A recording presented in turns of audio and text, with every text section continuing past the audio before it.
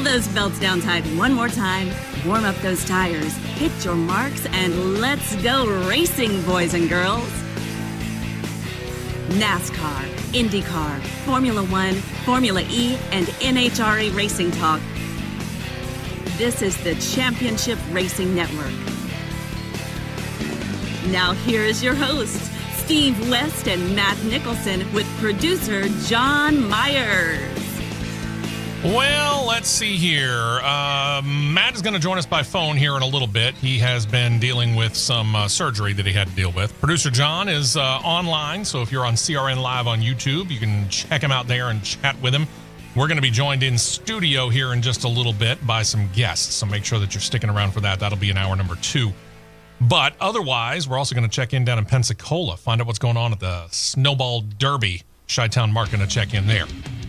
First, though, we're going to give you the news and commentary that you would expect. F1 sets to wrap up their season this weekend, plus Formula E's beginning their new season this weekend. We'll set you up for all of that. Got a sponsor within NASCAR, pretty big name, set to be moving, apparently. The future of 2 races in Formula One is up in the air. We'll let you know about it. Could we have another full-time team coming to IndyCar? It's possible. That and more on this week's CRN. Stay right here for more on the Championship Racing Network.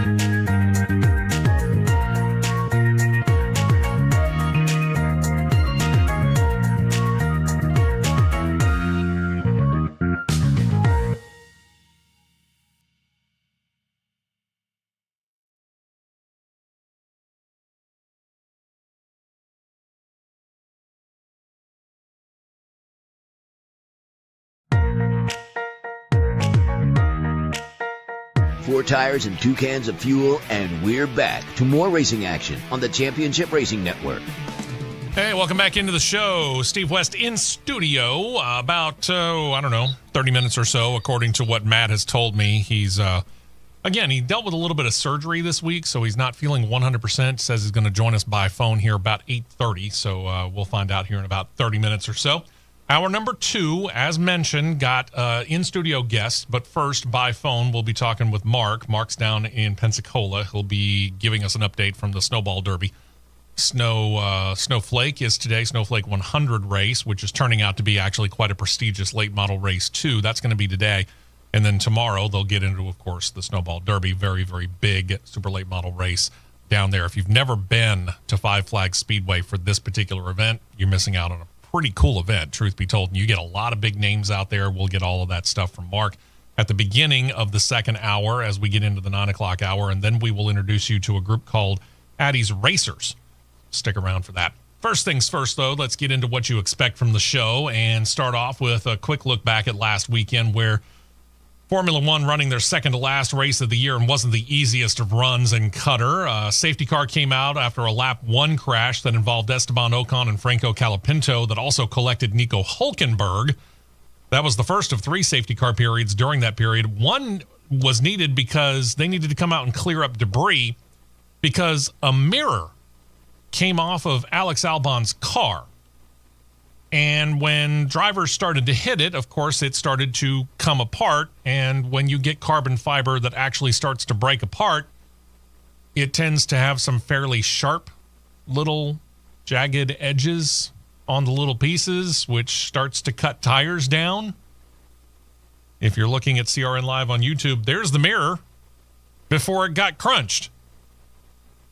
They waited until I think at least 2 cars got through that area and crunched over it and got punctures and had to come in to get that fixed before they threw out what we would call in NASCAR terms a debris caution. Yeah, they've been kind of ripped for that, by the way. This had an effect on Lando Norris as well. He looked to be headed for another top 3 finish, but he ended up being dinged with a 10-second in-race penalty when stewards determined that he had failed to slow down for those yellow flags. So the top 10 results show this. Your champion, Max Verstappen, claiming his 9th win of the year. Charles Leclerc, 2nd. Oscar Piastri, 3rd. George Russell, Pierre Gasly, Carlos Sainz, Fernando Alonso, Zhou Guanyu. Kevin Magnussen is able to claim 9th place for Haas F1. Lando Norris in 10th. So the battle is still on, by the way, between Alpine and Haas F1. We'll give you the updates here. As far as the points are concerned, Max Verstappen is your champion. We asserted that the week before coming out of Vegas, right? Final order in the standings, though, still up for grabs after that. Verstappen with 429 points. Lando Norris now holds 349. Charles Leclerc is up to 341. So Lando Norris, who was actually thinking for a little while he might battle for the title this year, might actually slip to 3rd. Oscar Piastri's got 291. Carlos Sainz 272. Then you got George Russell 235 to Lewis Hamilton's 211. Sergio Perez is kind of all by himself. He's got 152, so not really any danger of being able to lose a spot, but really not going to be in a position to gain a spot either. Then you got Fernando Alonso with 68. Nico Hülkenberg hanging on to 10th with 37 points, but he's only 1 single point over Pierre Gasly at 36, so the top 10 still could have a lot of movement within it and in and out of it. We'll see. McLaren still holds the Constructors' Cup lead. It is now down to a 640 to 619 point lead over Ferrari. But there's a problem in the Ferrari world. We'll tell you about it here in a minute. Red Bull out of title contention, sitting at 581, so it's between the top 2. Red Bull solidly in 3rd, no problem there. Mercedes is all alone in 4th with 446. Aston Martin's got 5th locked down. They've got 92.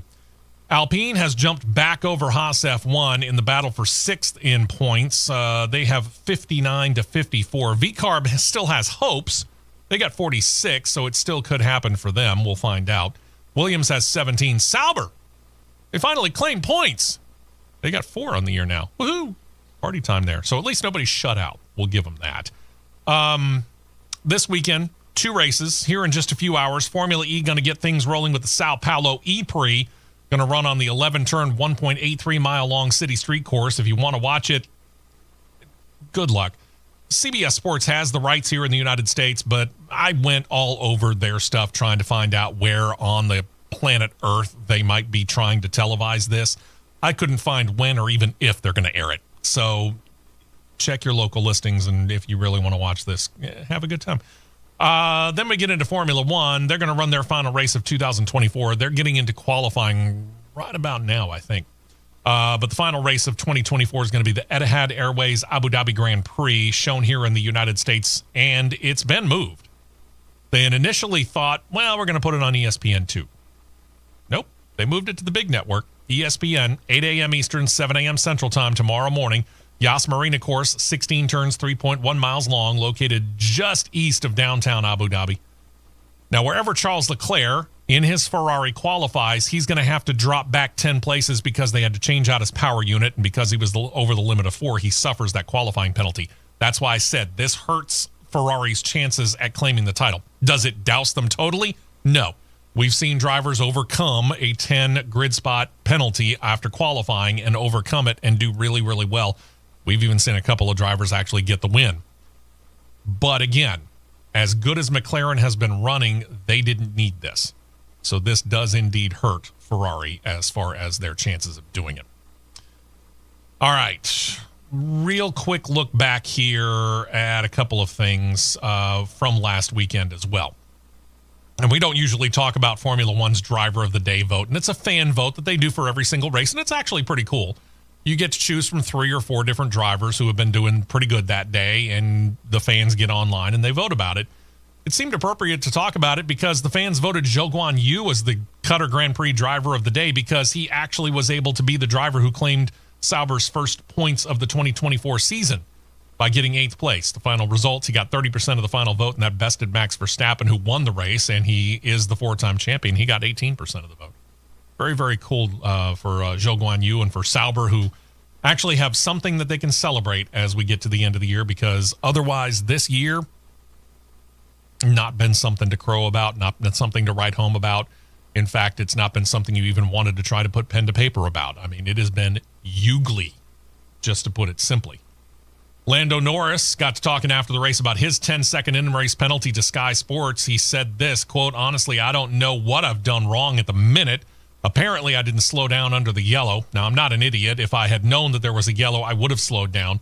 I don't know if I missed it or just been dumb, but yeah, the rule is if you don't slow down under a yellow, that's the penalty. So it is a fair penalty. So I will say this, at least he admits it and he's not going to appeal it. If the resident driver were here, I'm pretty sure he would say something like this.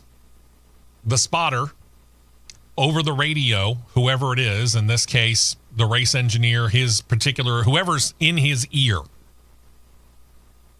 that's on them. Hey, you're coming up on a yellow. And again, in Formula One, it's very unlike NASCAR. NASCAR, they throw a yellow, it's full course caution. It doesn't matter whether it's a localized thing where all you got to do is go out and pick up a mirror, like we were saying, or whether it's a massive crash that involves half the field. When NASCAR throws a yellow, boom, the entire track, whether it's Martinsville at a half mile or Coda earlier this year, which is more than 3 miles long, it affects the entire track.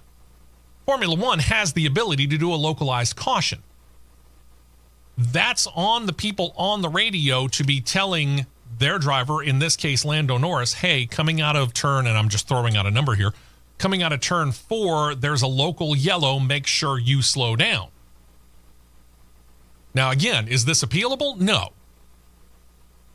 Because again, you broke the rules. The team as a whole failed on this particular case. Now, should he have been looking? Well, yeah, but again, it's not like he's not doing something fairly important like driving a very expensive car, $150 million worth, at a pretty high speed. So he's got a couple of things going on. So yeah, shouldn't somebody be in his ear saying, hey, coming out of turn 4, got a yellow, slow it down. This is a team failure. Plain and simple. After almost all was said and done, then Alpine decided to throw a hand grenade into a hornet's nest. This whole deal is kind of wild. We've been talking about how drivers are starting to move around here a little bit and getting prepared for the end of the season testing. Because once they get done with racing this weekend, then they're going to immediately go into postseason testing at Abu Dhabi. And we talked about, for example, Carlos Sainz has been granted leave by Ferrari. He can go over, he can join his new for 2025 team Williams and not be held to his contract, which technically doesn't run out until midnight, December 31st, local time. Mercedes, on the other hand, as we detailed here on the show within the last couple of weeks, has decided they're not going to let Lewis Hamilton go to Ferrari early. They're going to hold him to his contract through the end of the year. Well, we knew, for example, that Esteban Ocon was going to be leaving Alpine at the end of the year, and he was going to be headed to Haas F1. Turns out, he can go ahead and do that. In fact, he might have been able to do it this week because they replaced Esteban Ocon for Jack Doohan for this weekend. Race, practice, qualifying, everything. They just looked at Esteban Ocon and said, yeah, you're not going to be here next year, so I'll tell you what, you're not going to be here for the final race of the year either. This officially releases Ocon from all his Alpine duties. One would presume he's going to cross the street and go to Haas F1. Again, it'll take place in Abu Dhabi. Doohan is already lined up to be the teammate of Pierre Gasly for 2025, so this ensures he'll get to the postseason test as well. Doohan steps up to primary from his reserve driver role, and he's been connected to F1 really going back, 7 years, almost 8 years now. He was part of the Red Bull Driving Academy in 2017. Left there following the 2021 season, switched over to Alpine for 2022. Got a couple of in-season test sessions. He was made their top reserve driver for 2023 and again this year, but he doesn't have the starts. And that's the difference.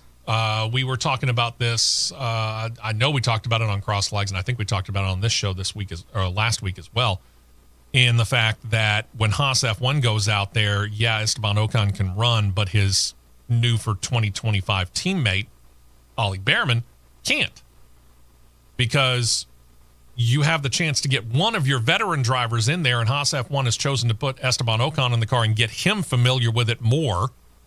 So they have to go with a Chinese driver who is affiliated with Toyota, who you might remember signed a sponsorship deal and a partnership deal with Haas F1 during this season.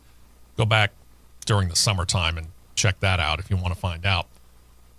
But the rules within Formula One state, if you get 3 or more Formula One starts in any given season, you don't meet the young driver rules capabilities anymore.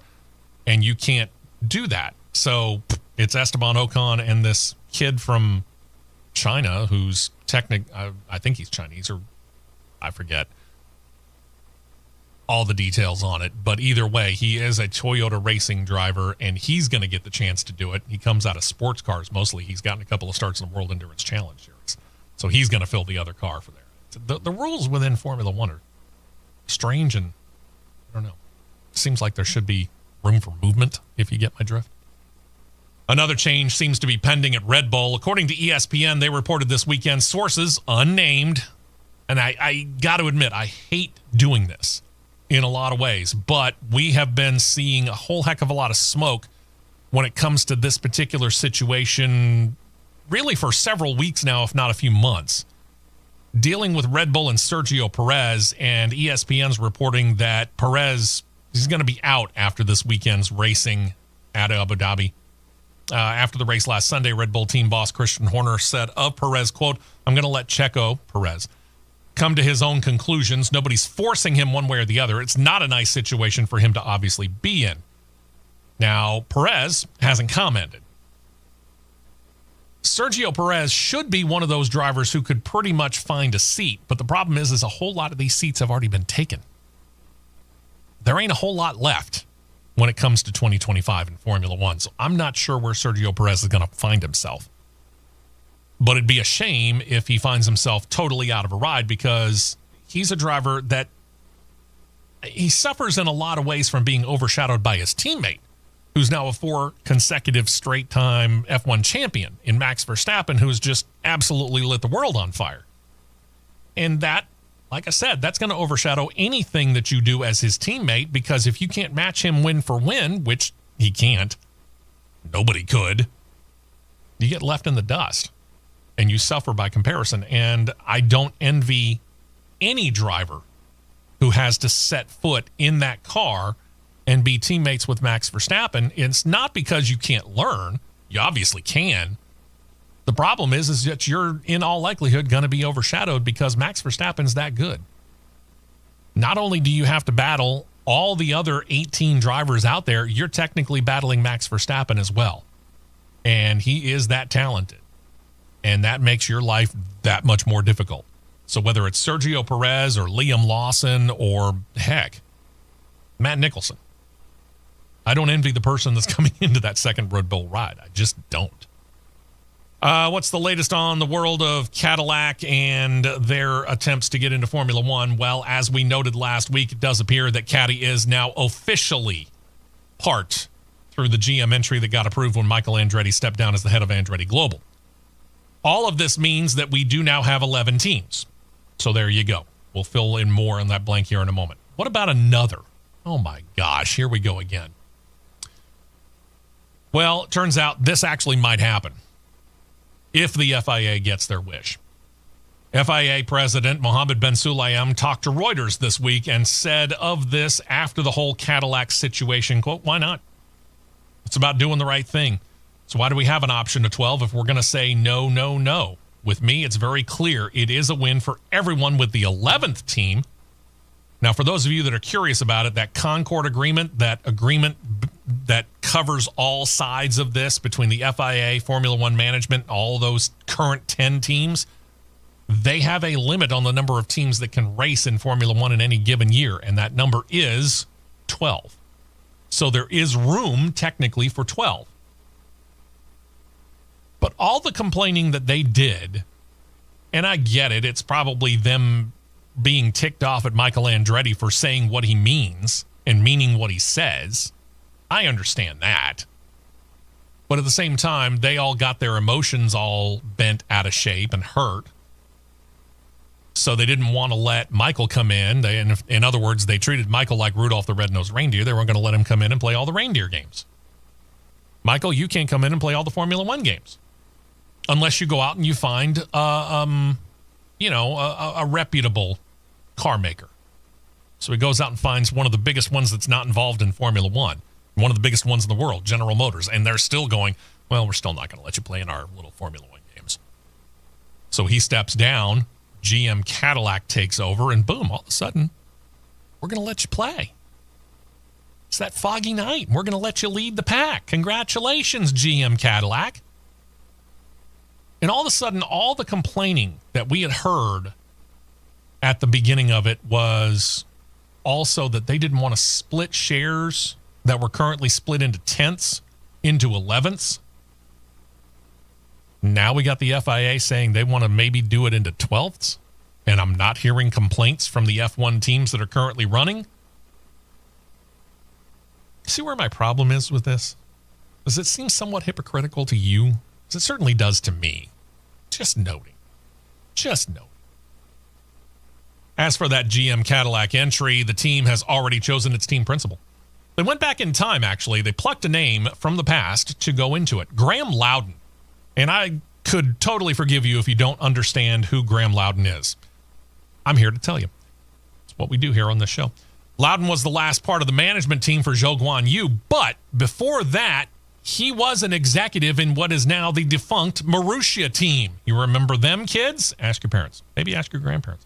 The Marussia team came into Formula One for the 2010 season, but even with backing from Virgin, not exactly hurting for money, and a partnership with Manor for the final seasons before Manor Motorsport took over in that final year, the team was gone after 2016. Loudon, however, not really thought of as to be to blame for this particular situation, and he has been consulting with Andretti Global / GM Cadillac for the last 2 years.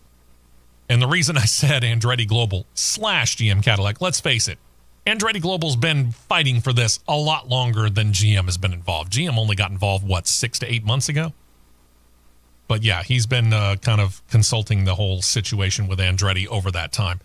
And again, said it before, we'll say it again, and it really doesn't matter what the heck the fine folks in Formula One want to say about it, because it really doesn't matter in the end. Here's the deal. GM Cadillac, they're going to be the big name over the garage doors, right? I get that. They're going to be the big name that's on the cars, on the fire suits, on all of the different outerwear that all the team members wear. I get it. That's going to be the big part. The GM logo with the Cadillac logo, right? If you don't think Andretti Global's fairly heavily involved with this situation still, I mean, we told you this. The chairman emeritus, for all intents and purposes, kind of like Niki Lauda used to be at Mercedes, is going to be Mario Andretti. Andretti Global's got their hands all over this. The shop that GM Cadillac's going to use in England is the one that Andretti built up. I think it was already in existence. They just bought the facility, and they've built it up, and they've staffed it. That's all Andretti chosen people. GM just comes in like, oh, well, we'll just go ahead and take this over because you let us do it, and they got it lock, stock, barrel, and keys. Andretti's all over this thing, as they should be. They need to be. They're the ones that put all the legwork into it. And as much money as GM Cadillac's entry is going to have to spend to make sure that they're on the grid for 2026, if you don't think that that's seed money that Michael Andretti started in that separate account where he built up about $250 million, if not a little bit more, as of about this time last year, a lot of that money's coming from them, folks. We will be right back with more on the Championship Racing Network.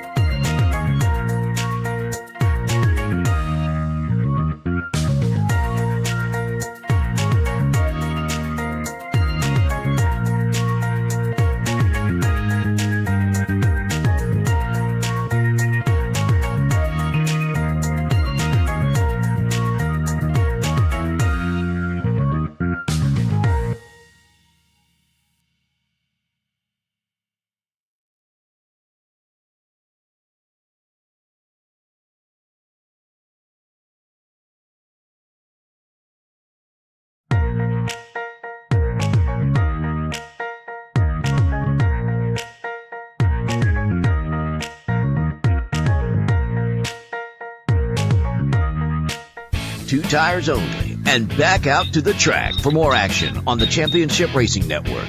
Producer John, I'm listening to him on the phone, so he needs to mute that. He's also online on CRN Live on YouTube. If you haven't been there, please check it out. Subscribe if you would, and if you already have, thank you very much, and tell your friends and your neighbors and people, random people on the street. We just like it. If it looks like that they like racing, they need to know about it. We appreciate that. We appreciate y'all, and we appreciate you that are listening on the big flagship radio station in East Central Alabama as well. Some interesting news out of Formula One. And I say interesting.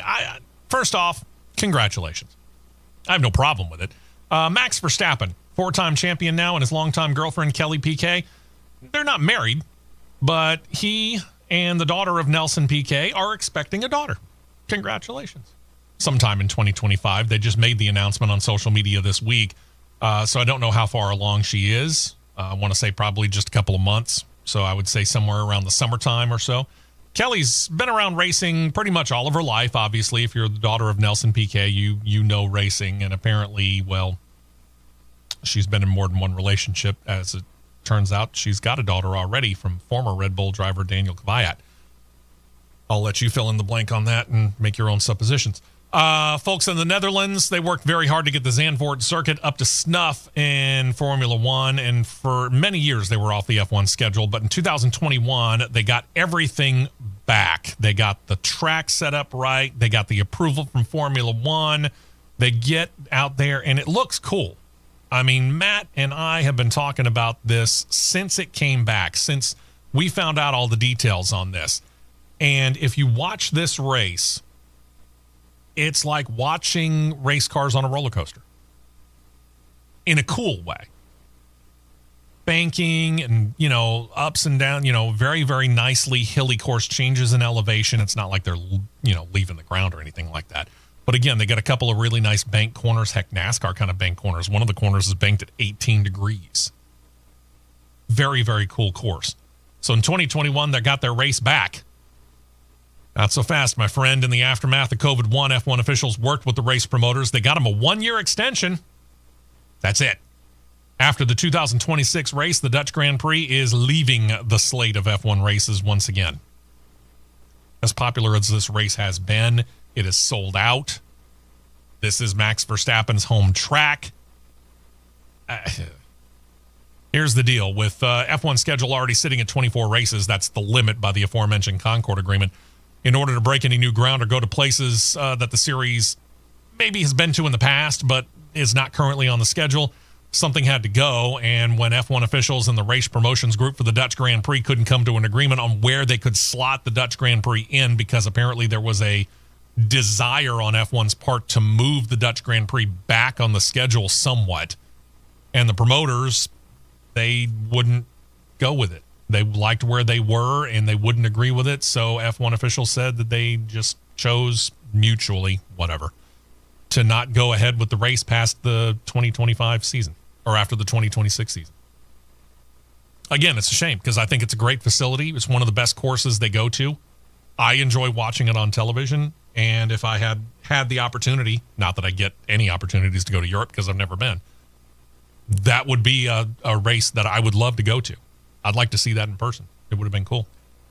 So the question becomes, where do you go now? Well, a lot's been made about returning to the continent of Africa. South Africa does have a ready race course for F1. Heritage F1 locations in Germany and France are also missing at this time. And there are other races that are considered ripe for rotation on and off the slate starting, say, in 2027.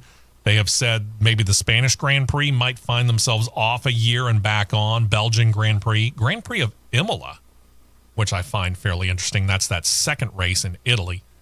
They might find themselves rotating on and off as well. I don't know. Time will tell. We'll find out. Meantime, China ain't going anywhere, at least not until after the 2030 year. China's got a deal to keep the Chinese Grand Prix on the F1 slate through 2030 at the Shanghai International Circuit. If you're unfamiliar with it, we're about to show you a picture of it on CRN Live on YouTube. It was set, by the way, the current deal after this coming year's, the 2025 race. This all despite the fact that one Chinese driver, Zhou Guanyu, has yet to actually find a ride next year that would help out the Chinese fans' rooting interest. But as big as China has gotten, automobile-wise and racing-wise, as far as their interest in things, it's starting to rival some of the bigger markets, think the United States, on the planet. They want to keep running in China as much as they can. It's a good circuit. It's not as good as Zandvoort, but, well, It's my opinion, and they don't pay me for my opinion.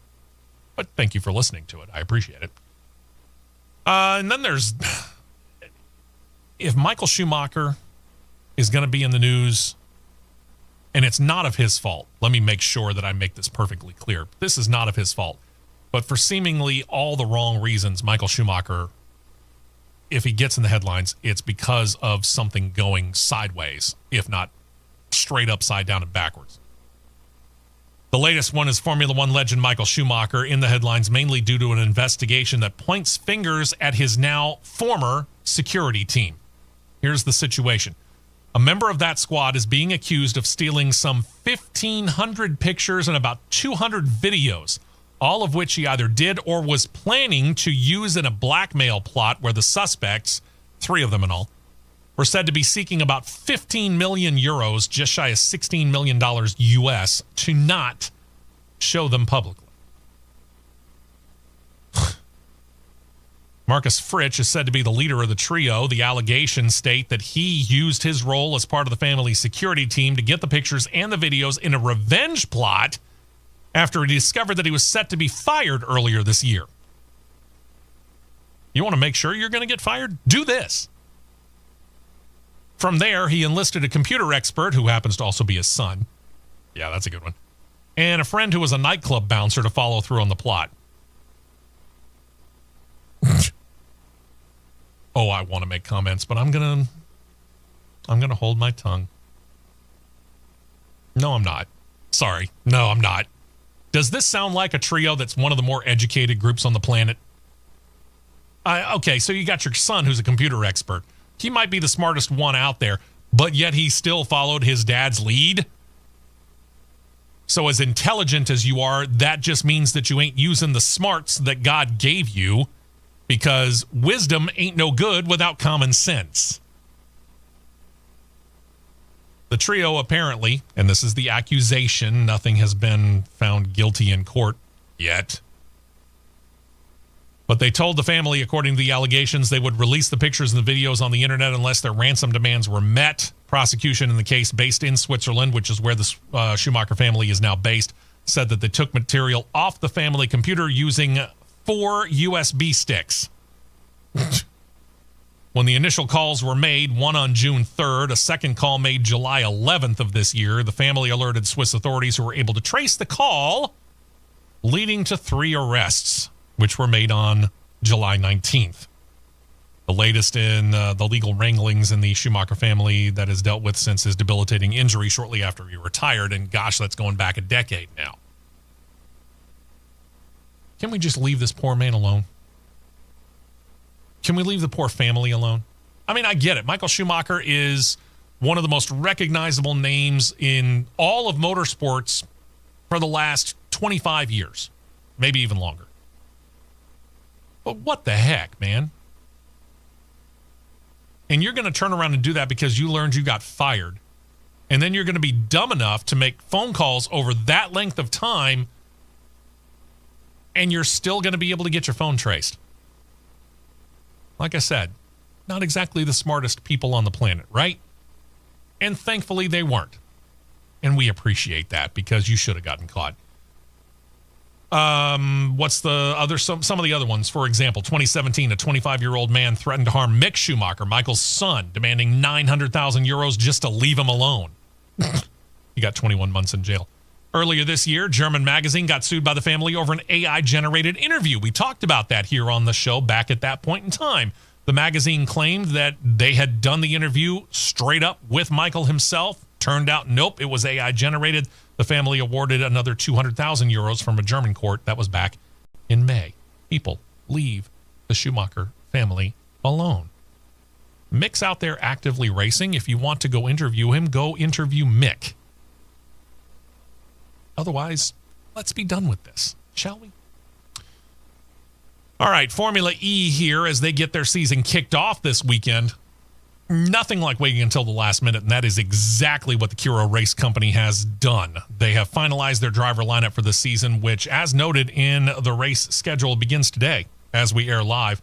The duo is going to be Formula E veteran Dan Ticktum and a newcomer to the series, a kid by the name of David Beckman. I wanted to say Beckham, and I knew that was wrong. No, that's the soccer player. Beckham. Beckman. Easy for me to say.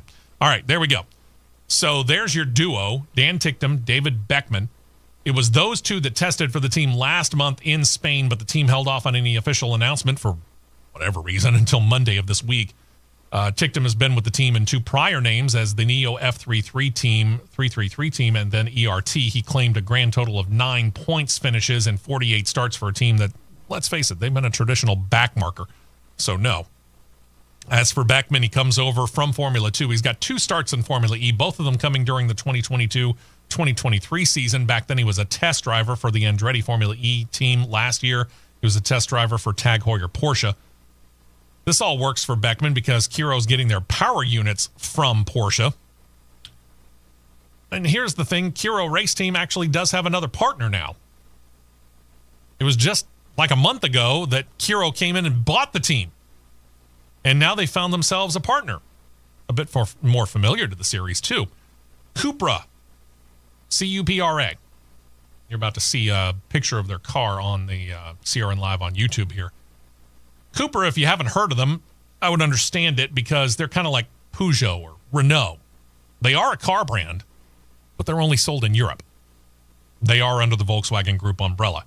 So again, if you haven't heard of Cupra, we understand. We have talked about them here on this particular show, but that's only because they were previously involved in team ownership. Now they are again. So the Kiro Race Team will now become officially Cupra Kiro, the team as the season kicks off today. They also have their second look since Kiro came into the series. They're going very, very yellow. Like highlighter yellow, if you're not looking at CRN Live on YouTube. Some black highlights there. Can't find that car. You're not looking. Or you're Stevie Wonder. The drivers remain the same. Again, Dan Ticktum, David Beckman, the team using Porsche power units. So there you go. That's what the cars are going to look like. Again, if you're on CRN Live on YouTube. And then one other note here from Formula E, where Nissan assigned Formula E veteran Sergio Sette Camara, but not to drive for them on a regular basis. Camara is going to be their reserve driver this year. Okay. He was successful in Formula 2 before he was hired to drive in Formula E during Season 6, has not had the same fortune running for what is now Kiro, then ERT, before that Neo F333, and before that Dragon Penske. In its time, he's claimed exactly 0 wins and no podium finishes. That will tend to get you out of a regular seat and find you in a reserve role. And it does. At least he's still racing. To IndyCar here in the United States, things going on over there with Dreyer and Reinbold Racing, and they have actually paired up with a company called Cusick Motorsports. Dreyer and Reinbold with Cusick has decided not to wait to name their drivers for the 2025 Indy 500. And this is actually a pretty smart move on their part when you think about it, because we still have 4 seats, last I checked, available on a full-time basis within IndyCar. And that means that drivers are kind of scrambling. So if you can go out there and you can get this particular kind of veteran driver leadership for a team that is an Indy 500 only team, you're doing pretty good. They got 2 veterans, Ryan Hunter-Reay and Jack Harvey. Hunter-Reay won the Indy 500 back in 2014. Harvey has 7 starts in the Indy 500 to his credit. This will be Hunter-Reay's 3rd straight Indy 500 start for Dreyer and Reinbold Racing with Cusick Motorsports. This will be Harvey's first, however. And get familiar with that logo that's up on CRN Live on YouTube right now. And the reason I say that is because they're making some noise about returning to full-time IndyCar racing. They were at one time, back in the 2000 to 2004 era, when the Indy Racing League and CART were split. They were running full-time in the Indy Racing League, and then when IRL and CART reunited, they joined as a full-time operation from 2005 to 2012. And then starting in 2013, and ever since then, they've been an Indy 500 only operation. But the team's founder and an Indiana car dealer, Dennis Reinbold, said, quote, "We are gearing up for when things change in 2027 with the formula and taking a look at what's going to be going on with the new cars, the new engines coming out, and what we can do to build our program to be full-time from that point in time on. That's our goal. We're focused on the next 2 Indy 500s and growing our program to be full-time once again in 2027. And remember, they're not the only ones thinking about this. We got Prima, which is joining this year. They can't have charters because they're brand new. They haven't even run a race. But there are other teams that are in right now Indy Lights, or Indy Next, as we would call it, the AAA level to IndyCar, if you will. And they're talking about jumping up and moving up into full-time IndyCar racing too. So all of a sudden, this 25 charters that they handed out, and we're looking at the potential of 30, 31 maybe full-time cars in the very near future. Maybe more. The interest in IndyCar continues to grow, despite the fact that they have their charters limited to a certain number. Pretty good stuff. Over there at Andretti Global with Michael Andretti out of the day-to-day operations, things continue to shift around. Now former NASCAR veteran Doug Ducart, most recently part of the GM Le Mans effort with Hendrick Motorsports, he's now signed on with Andretti Global to become their chief performance officer. Coming up with these titles. Jill Gregory, former NASCAR VP and marketing officer for the series, who also was president of Sonoma Raceway for a time. She's also joined Andretti Global. She's the chief operating officer for a subsidiary of the TWG Group, which is now the primary owners of Andretti Global, and she becomes the president of Andretti Global itself. So they're getting a little bit of NASCAR side in there. Matt is supposed to join us by phone here when we come back after this break. We'll find out how he's doing after his surgery from the middle of the week. And I want to get his comments on this because we've been talking about this and how we think Andretti is basically already involved in NASCAR, and we just keep getting more and more tentacles that seem to prove that and bear that out. And this just seems to be the latest part in that. That's next. We will be right back with more on the Championship Racing Network.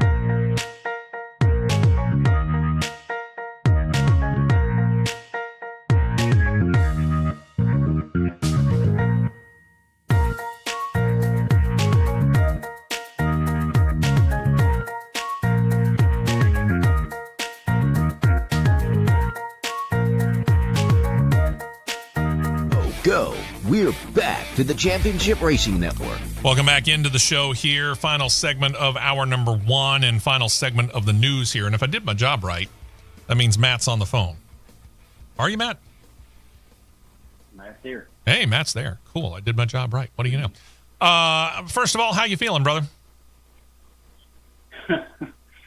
Pretty rough, but I'm making it. All right. Tell people exactly what you went through here real quick. Just a quick overview. That way they understand what's going on. I had an Achilles surgery on my Achilles tendon in my right foot. Had some issues going on, and had a surgical procedure done to help with those issues. And they, let's just say they're kicking my butt right now. 2 days in. Oh, sure. I understand. All right. I haven't had a surgery done in 25 years, and I kind of forgot what it was like. It ain't fun. I've been through one more recently than that, so I can tell you right now, it ain't fun. So, all right. At least we know how to keep you in our thoughts and prayers for those of us that are into that sort of thing. Meantime, just before the break, was talking about this. The latest moves by Andretti Global to bring in a couple of former NASCAR veterans. Doug Ducart's now part of the organization as their chief performance officer. Jill Gregory comes in. She's been the head of, for example, Sonoma Raceway and been a NASCAR VP and marketing officer. She's president of Andretti Global itself. The more things that they do at Andretti Global, the more it seems that they're going to be less behind the scenes when it comes to NASCAR. As we've talked about their connections with Spire Motorsports, for example. But the more we talk about this, and it just seems like their tendrils are much deeper dug in than what we had ever thought before already, and like they're ready to take a primary role when it comes to getting into NASCAR, doesn't it? Yeah. Did I lose you? Jill Gregory. Oh, there you go. People of those caliber that are very high and very well reputable within NASCAR. Yeah. It seems like definitely they're going. Then Michael and Michael and Dan Towers are going to take more of a back seat and let these guys and gals take the reins. And then the question becomes, when do we hear about Spire Motorsports with Andretti Global or Andretti Global with Spire? I mean, that's Andretti Spire. I don't know. I'm curious. I'm waiting for it. I really am. Let's see. All right. Let's talk. Let's talk real quick about Formula One here. You've been trying to keep an eye on what's going on in Formula One qualifying. Is that going on? Yeah. Q2 is over, and Carlos Sainz is at the top of Q2 right now. Interesting. Okay. The ones that are out, and from 11 to 20, Sonoda, Lawson, Stroll, Leclerc, Magnussen, Albon, Guan Yu, Hamilton, Colapinto, and Jack Doohan. Okay. Interesting. So the battle for sixth is still on, and really the battle for the championship is still on too. I mean, if Carlos Sainz is doing what he's talking about, that means the Ferrari's got some pretty good power there. So still a lot of moving could be made there. All right. We'll keep an eye on that. Sauber did make the top 10. And one Haas did. And where are the Alpines?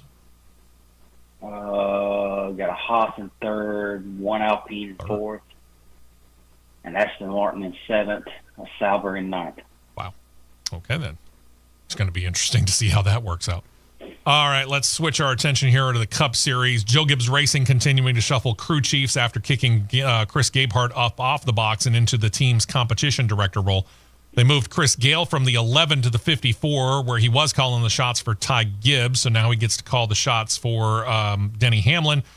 Ty Gibbs now gets himself a crew chief. They announced Tyler Allen to call the shots for him in 2025. Allen moves up from a pretty successful 2024 in the Xfinity Series. He started on the 20 team before they shifted into the 19 car late in the year. Led his drivers, 8 of them in all, to wins. He has no Cup experience as a crew chief, but he's been a race engineer for Kyle Busch through the 2019 title-winning season. He'd been part of that team under Adam Stevens for 7 years, so he's not unfamiliar with the Cup Series. They dropped him down to Xfinity to get crew chief experience. Now he's back up in Cup. I'm not really sure that he's going to miss a beat, and I'm not sure the team will miss much either. I seriously don't think that he will. He's pretty good. Yeah, And this is the Joe Gibbs Racing way of doing things. They're going to shift you around within, and as you can handle the different jobs that they give you and show that you can handle more, they'll promote you until they can get you into the position of being a crew chief, or in the case of Chris Gabehart, even higher within the organization. That's what they do. Right. Very cool stuff. Trackhouse Racing's Project 91 entry set to be back, says Justin Marks, Trackhouse's co-owner. This is the car that gave Shane Van Gisbergen his Cup Series start, the one that ended in that win in his debut on the Chicago Street Course. Also had XF1 driver Kimi Räikkönen behind the wheel for a race 2. According to Marks, quote, "It is certainly not dead," unquote. He noted he doesn't have any specific plans for the car at this time, but in his time talking before the congregation at Race Industry Week this week, he noted, quote, "I would expect to see that on the track sooner rather than later. What I love about it is it's like our first Project 91 graduate," talking about SVG. I'm not surprised by this. In fact, I'm shocked that it took this long to get that car back out there and back into kind of something of a spotlight. Yeah, I knew that it wasn't completely dead. It was just a matter of, as meticulous and calculated as Justin Marks is, he wants the right person to be in the seat. Sure. And I think that's going to be coming because something's telling me, I got a feeling Daniel Ricciardo is going to be making a start. That would not surprise me one single solitary bit. Then there's Callig Racing. They got their new crew chief lineup for 2025. They got an Aussie up on the board now. Aussie Andrew Dickinson is set to be calling the shots for the 10 car of Ty Dillon. Trent Owens is going to be reunited with AJ Allmendinger, who returns as full-time Cup Series racing in the number 31. Owens had been the crew chief on that car for Daniel Hemrick for the year just ended. As for Dickinson, he slides over to Callig from being the technical team partner, Richard Childress Racing, where he was an engineer. He has a racing background going back to his Australian roots. He both raced for and worked in the Supercars Super 2 series before he came to the United States. Culture shock. In addition, the team announced former Stewart Haas Racing lead engineer Mike Cook as their now technical director. Matt Callig not wasting any time and certainly not going to be overshadowed by what Justin Marks is doing at Trackhouse Racing. He is going to do his level best to match them move for move in trying to improve the organization.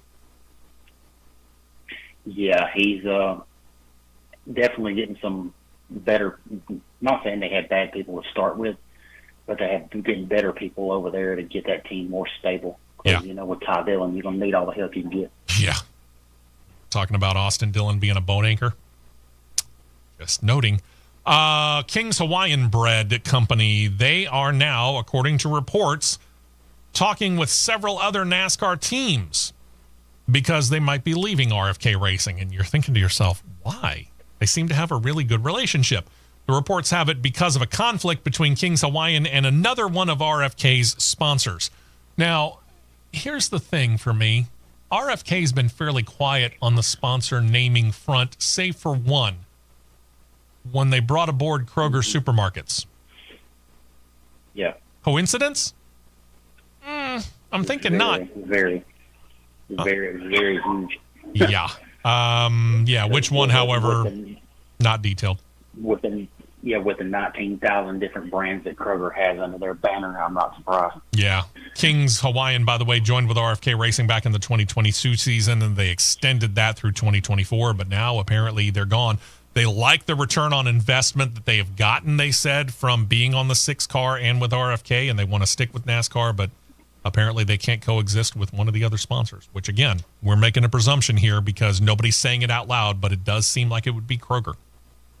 Just noting it. Mm-hmm. And then there's a pretty cool move on Team Amerivet. We haven't heard much from them because they're a part-time organization, but they're reporting a very successful season-ending event at Phoenix just a couple of weeks ago. In a combination with the team, 50 Vets a Week was able to go out and help our nation's veterans. They were able to raise enough money to get several veterans out of debt. Pretty cool. Becky Auchmoody of Team Amerivet said this, quote, "For our first endeavor to raise over $125,000 for 100 veterans to clear $125,000 in debt in the Phoenix area, pretty extraordinary. We can't wait to see what we can accomplish during the 2025 NASCAR season. During the year, they say that they hope to be able to team up with 50 Vets a Week and try to erase more than $5 million in veteran debt over the course of next year." Very cool. Good for them. Very cool. Very, very cool. Wednesday, when Matt and I were doing cross flags, we noted that NASCAR had filed a motion to dismiss the lawsuit filed against the sanctioning body by 2311 and Front Row Motorsports. In addition to that, NASCAR CEO Jim Francis filed a separate motion to separate himself out of that lawsuit, whether it continues or not, saying including him was baseless and improper and that the claims are not supported. There's no word on when the court in Western North Carolina might rule on the motions by France and NASCAR. So we'll just play the waiting game and see what happens. To the Xfinity Series, Jordan Anderson Racing set to once again be a two-car full-time operation in 2025. They have plucked two drivers out. Jeb Burton's going to be in the number 27. That we're familiar with. Going into the number 31 is Blaine Perkins. 2025 is going to be Burton's third year with Anderson. He's got one win and one top 5 along with 9 top 10 finishes in that car for Jordan Anderson. As for Perkins, this will be next year, his first year with them. He comes over from RSS Racing, where he'd been in the number 29 car. He's got one top 10 finish to his credit. That came back in 2022, racing at Martinsville while driving for Our Motorsports. When it asked if he was going to get back behind the wheel himself, Anderson replied that yes, he was actually going to put himself into some select races in 2025 in the team's number 32. So Jordan Anderson Racing, every once in a while they pop up and they make noise. Now they're a two-car full-time team with a third car out there, and Jordan Anderson seems to be very comfortable sliding into more the owner role than the owner-driver role. Is this going to help them? I still think it's absolutely stupid that Parker Retzlaff is not there anymore, all stemming from that junk at Daytona. Sure. But, time will tell about Blaine Perkins. I mean, Parker Retzlaff put himself in some really good situations driving that car, got him a few poles. So, Blaine Perkins, it's up to you now, buddy. Yep. No pressure. Last week, we noted Tony Breidinger got in a full-time seat at Tricon Garage. That left one seat open at that particular garage, and it didn't stay open long. Gio Ruggiero has been signed by the team to drive their number 17 Toyota Tundra, taking the truck that Taylor Gray drove last year, but it was left open when Gray got the full-time job up at the Xfinity Series with Joe Gibbs Racing for next year.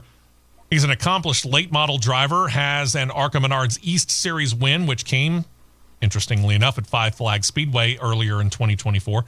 He's got 7 top 5s, 9 top 10 finishes in the ARCA Menards Series. He's an 18-year-old out of Seekonk, Massachusetts. Started as a Legends racer, and in 2021 started going around New England running short tracks, where he got signed and noticed and signed quickly by Venturini Motorsports. That's the picture that you probably just saw on CRN Live on YouTube for 2023 and 2024. Now he gets a chance in the Truck Series, so we'll see how good the kid is.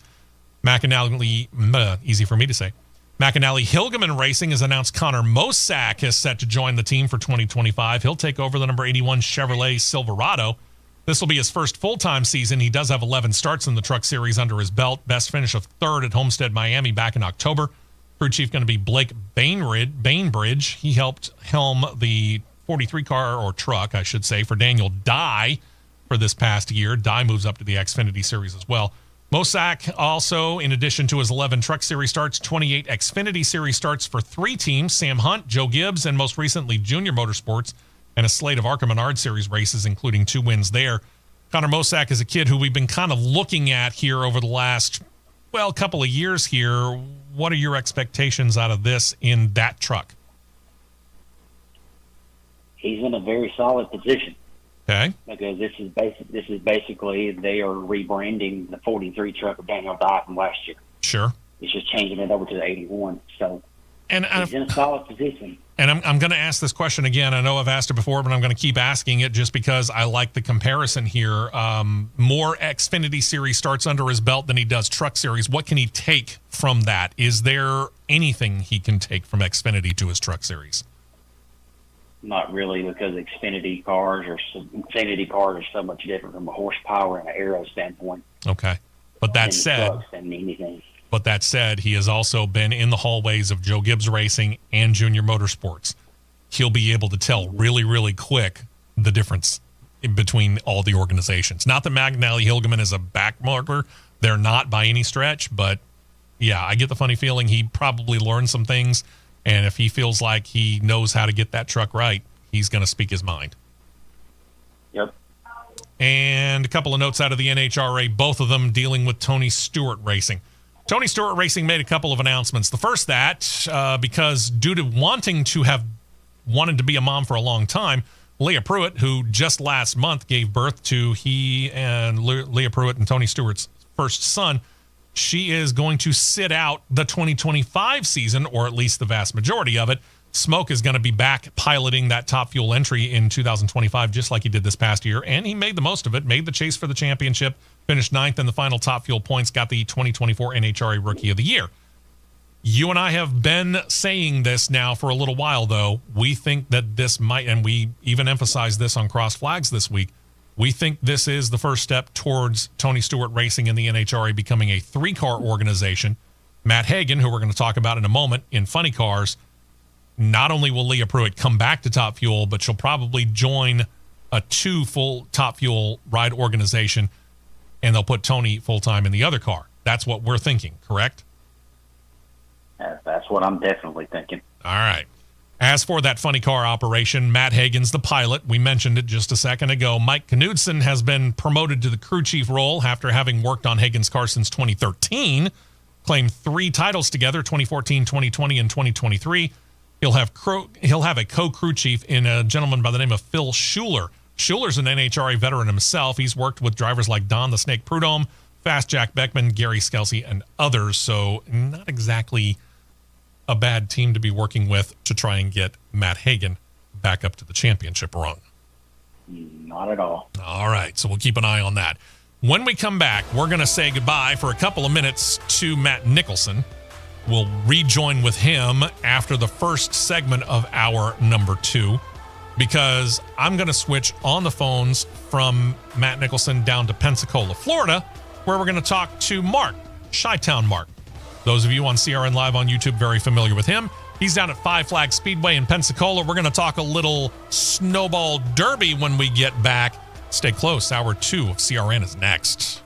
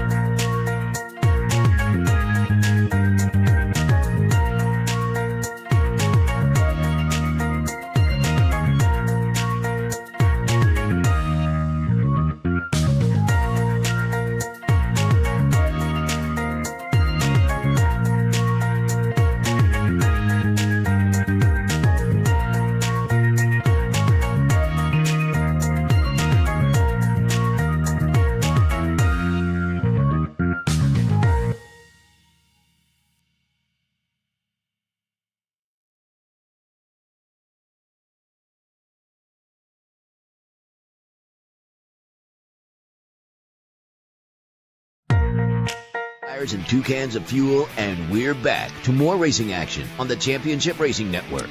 Busy weekend here on CRN Live. Thank you for joining us here. Hour 1 in the books where we got all the news in. Now we're hoping, assuming that producer John was able to get everything done, that we have a phone connection down to Pensacola, Florida, where Chi-Town Mark is currently taking in all the festivities surrounding the Snowball Derby. 57th annual. Am I correct on that there, Mark? You are, Mr. West. It just gets bigger and better every year. And I've spoken with the co-owners, Tim and Pat Bryan of the Speedway and the Derby itself, and the show has outgrown the track, the facility. But where else would he take it? There's no place to go. I mean, why would you move it out of Pensacola, Florida? That's just it. It's just an amazing scene. I think it's probably what NASCAR was maybe 30 plus years ago, Steve. Yeah, in a lot of ways, I could agree with that. I mean, it's got a racer's feel to it as opposed to being so overtly corporate in a lot of ways. And don't get me wrong, I love NASCAR, and that's what this show was based upon. But at the same time, it has lost some of its kind of grassroots feel to it, hasn't it? I considerably. And they are going to have a hard time getting it back when they figure out they have lost it, Steve. Yeah. Yep. And they're doing some pretty cool things. I mean, they're going back to North Wilkesboro. They're bringing back Rockingham. Mm-hmm. But again, you know, those are just baby steps and a long way to go. As far as this is concerned, though, we've said this before, and we've been there. We've seen you there, met you in the infield, for example, in years past. And this does have a very, very specific NASCAR feel to it because of a couple of things. Number one, a number of drivers that are currently running in NASCAR kind of came to prominence and came to some people's kind of came to their attention via winning here at the Snowball Derby at Five Flag Speedway. And for a long time, it did seem like that you had to be in late model racing here in the southeastern part of the country to be able to get into NASCAR competition or at least get noticed by NASCAR teams. And then it kind of shifted, you know, and then you started to see, you know, midget cars and sprint cars and stuff like that get involved in it and some other kind of series. Now it seems like almost it's kind of shifting back because if you look at this lineup this weekend, and I'm going to let you fill in a little bit more on the lineup, the names that are involved to run in the Snowflake today and tomorrow Snowball Derby, it's a pretty impressive lineup. For both races, when you draw nearly 50 cars for each event, constantly year after year after year, they keep getting bigger. Snowflake really exploded the past few years, Steve, and it'll never overshadow the Derby itself. No. But it makes for a really fantastic Saturday evening. Yeah. The races, green golf, you've got the best of the best, and if you qualify, it's going to make for a good show. Absolutely. There was a time when literally the Snowflake was just an undercard, and it would run, and you'd get about a 30-minute to an hour break, and then they'd run the Snowball Derby. Now it's got a day all to itself. And they brought in other divisions. They'll have the Outlaw cars running also tonight, and they've had racing going on every single day and night since Thursday. With the exception of Thursday, we dealt with some weather conditions. But since then, it's been dry. It's been warming up each day a little bit more. The sun is out. There's hardly a cloud in the sky. So it's great racing weather here. All right. Well, on that note, what can they expect if they're headed down today or tomorrow? What can they expect weather-wise? I mean, how do they need to dress and be prepared for this? They'll be in the 60s, low 60s today, bright and sunny. It's going to be cool for the site. It's going to be in the low 50s, upper 40s for the Snowflake this evening. Okay. So be prepared for tonight. Yeah, you have to, us winter folks who are used to it, we're prepared. But well, yeah. Yeah, come ready to keep yourself warm. Yeah. You, on the other hand, you're ready to put on shorts and go swimming in the ocean. Well, I don't know about the swimming part, but I do have the shorts on. Why am I not surprised? And as I was going back, go back and let us know some of these names that have shown up for this that people are going to know from this show. Oh, well, we have the Truck Series champion, Ty Majeski, sitting on the pole for the Snowball Derby this year, and he's a two-time winner, and now he's a two-time pole winner. Derek Thorne, former winner, teamed up with a group whose shop is just 15 minutes from my house, Paul Schaefer Motorsports. Whatever it is, Paul Schaefer and Derek Thorne just have that hookup. They can read each other's minds and the setup, and I think they're going to be a real strong contender. And I heard that Noah Gragson and William Sawalich got themselves into a little bit of a tussle on the track. You know what? Noah's got a little bit of a temper. Sure. And he was looking for that little extra 2/10 that he needed, and maybe William got in his way a little bit. But, hey, you're out there practicing. That's the way it is. Yeah. And by the way, they both did qualify, although William qualified much better than Noah did. Oh, okay. It'll be interesting to watch. And Chandler Smith's right up there, too. Yeah, I mean, just the number of names that are involved in this particular race is absolutely amazing. It's going to be real cool. So what's the schedule today? You said Snowflake today. What time can they expect that to be? Well, racing will start at 7 o'clock this evening, Okay. but that's just for the Snowflake. There's qualifying for the Snowflake, and there's also a 50-lap last chance race for the Snowflake today, this afternoon. That would be at 3 o'clock. And shortly after the Snowflake qualifying race will be the Snowball Derby 50-lap race to qualify. They'll transfer 4 from each race to the Snowflake and to the Snowball Derby. Mm-hmm. Outlaws will be running, and they're a neat little division, and they'll be putting on 50 laps shortly after the Snowflake runs this evening. So it's not like they're short of racing here. And then we got 300 laps tomorrow, Steve. And it's such an interesting race. When does the green flag drop on that? 1 o'clock start. There you go. Good stuff. And it's, let's face it, for us here in Alabama, it's not that far of a drive down.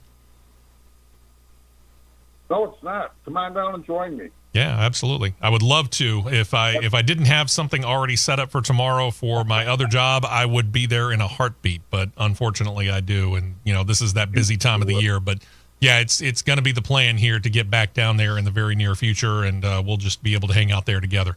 There's no doubt. Looking forward to it. Well, Mark, have yourself a fantastic time, man. Thanks for having me on, guys. Absolutely. Hey, take care of Matt, will you? Hope he gets to feeling better quick. That's a tough surgery, man. It is. It's a tough surgery. He's in some pain right now, but we're hoping to have him back real soon. I hope so, too. That's the holiday since I had your life, Steve. It's always great to talk to you, Mark. We appreciate it. Enjoy the racing tonight and tomorrow, man. We appreciate it. Hope to be on again soon. Absolutely. I'm every Saturday. Absolutely. We appreciate the support.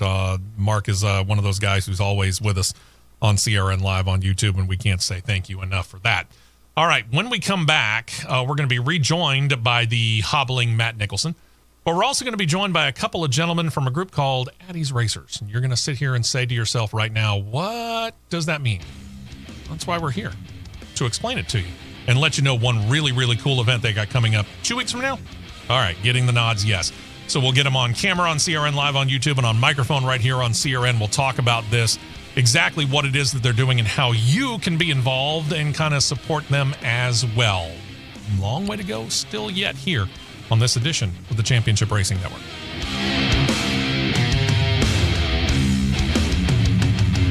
Stay right here for more on the Championship Racing Network.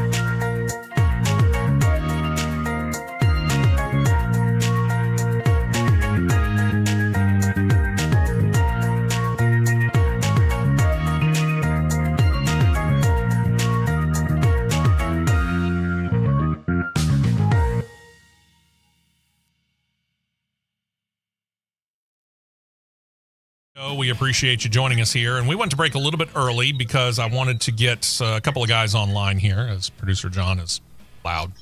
He hasn't put mute on his phone. Let's bring Matt back in here real quick. Matt, give us a quick update. Formula One qualifying, I guess, probably just about over, if not over. It's over. It's a McLaren front row lockout with Norris and Piastri sitting 1-2. Be a nice start for them in trying to get that championship. Yep. Carlos Sainz third, Hulkenberg fourth, Verstappen fifth, Gasly sixth, Russell seventh, Alonso eighth, Bottas ninth, and Perez 10th. All right. Going to be an interesting time here because, as we noted, a lot of movement still within the driver standings and a lot of movement still could be made within the Constructors' Cup as well. All right. I'm going to let you know, Matt, that they don't have headphones because I couldn't find any. But we've got two guests in studio. One is on camera if you're on CRN Live on YouTube here. And it's from a group called Addie's Big Army. And Brian Schubert, I'm going to bring you in first on this here and kind of explain what exactly is Addie's Big Army. Why would we have you guys in on a racing show? Sure. Well, to give you just a little bit of background of who we are, Addie's my daughter, has autism. She will be 16 in February, but when we moved to Birmingham, 13 and a half years ago, she got diagnosed within a couple of weeks of us living. And it was a whirlwind being a special needs parent, and just it was a deer in headlights kind of feeling. And she was just over two years and a month or so, and we were just kind of in fight or flight mode, my wife and I. And there was just so many things that were coming at us as far as like trying to help her and trying to solve this new journey for us. And what we realized was like there was a lot of things as we were navigating this new journey to where, you know, we needed help. And a lot of it, you know, we had moved here, I'd opened a business, and we were struggling because it was a new business, and we put her into this school, and it just became a real financial stress. And so as time went on in this journey, we were learning things that we were trying to learn things that she needed, so to speak. And fast forward 2 years, in April 2013, she was still at the same school. It's costing us a lot of money financially, and you know, insurance wasn't providing anything. And friends back home, I'm originally from the Atlanta area, Alpharetta, Georgia.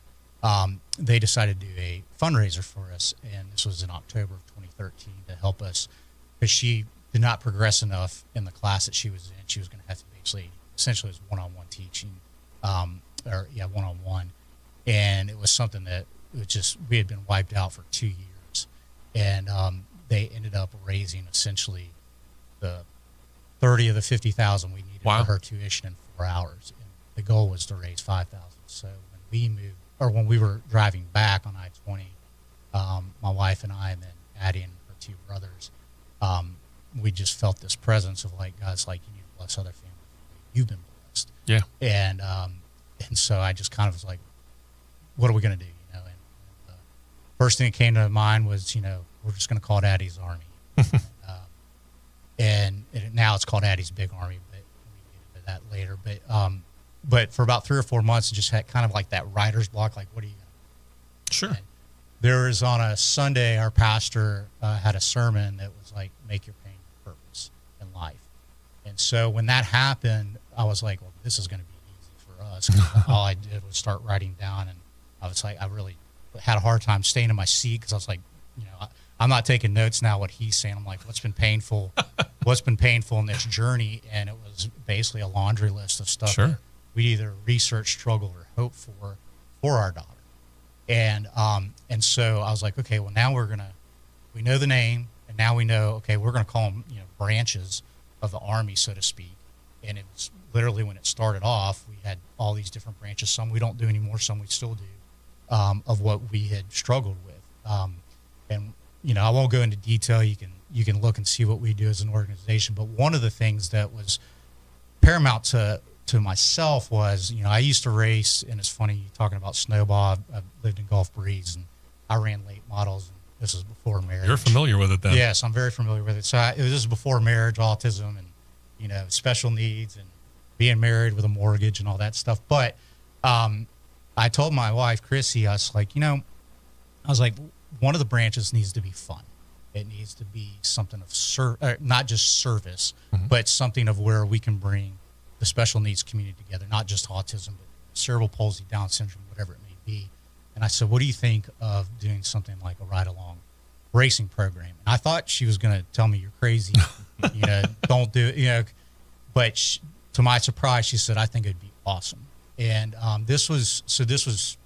we launched 10 years ago this coming May, so May of 2015 when we launched. But Racers was the part where I'm like, okay, we still got to keep the main thing of helping families and serving God by serving special needs families.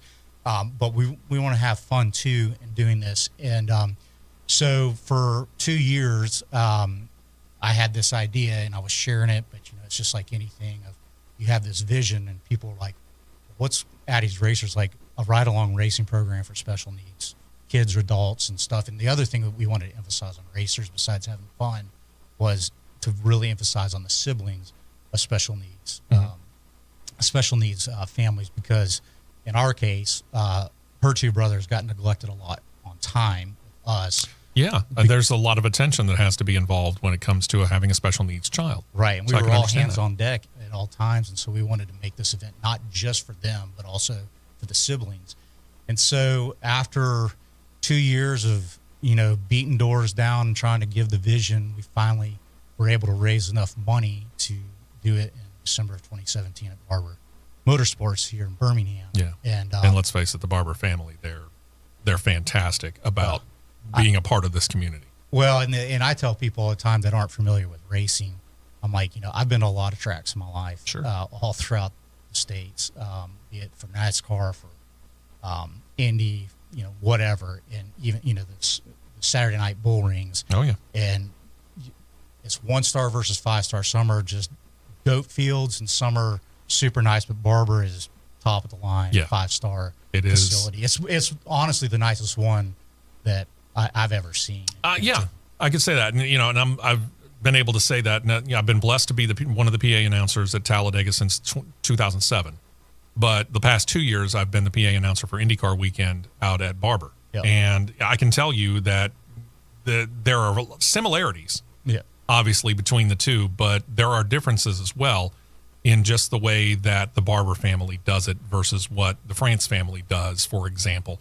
And that's not to say that either one of them is wrong. It's just a different way of looking at it. And both of them are very, very highly involved in the community efforts. But because of the fact that Talladega is owned by a corporation that's based out of Florida, George Barber's here.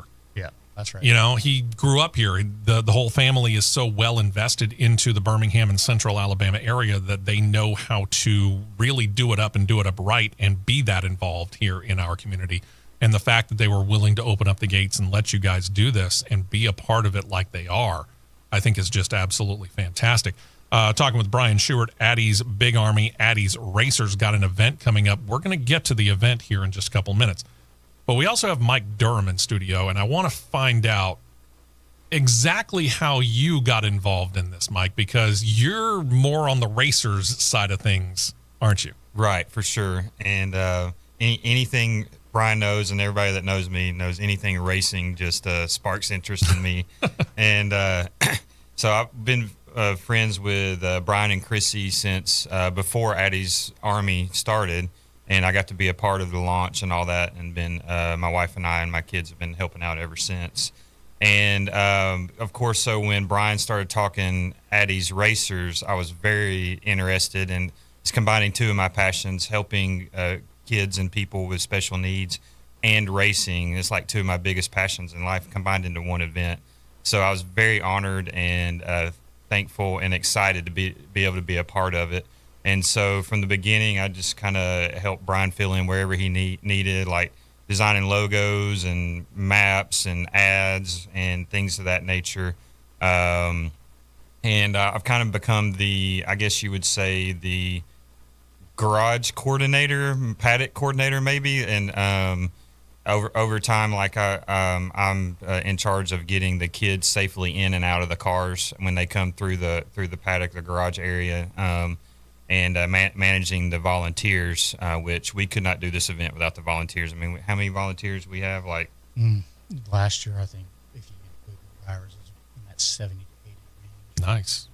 Very nice. Yeah. So I'm not in charge of all of those, just probably about 20 of them. But anyway, and it's so fun just being there, seeing the excitement on the kids' faces and the young adults' faces when they're getting in the car, and especially when they come off the track.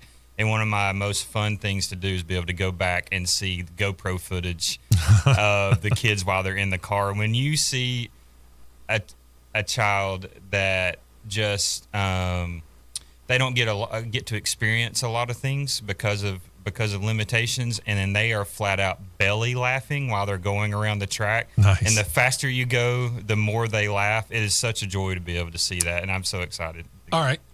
You mentioned racing being a passion. What is your background in racing? Let's go ahead and get into that too. It's very limited because Okay. I was not exposed when I was a young kid, and that's another passion of mine, is exposing kids to racing, because if it's when it's in your blood, it's in your blood, and Sure. you know whether you like it or not.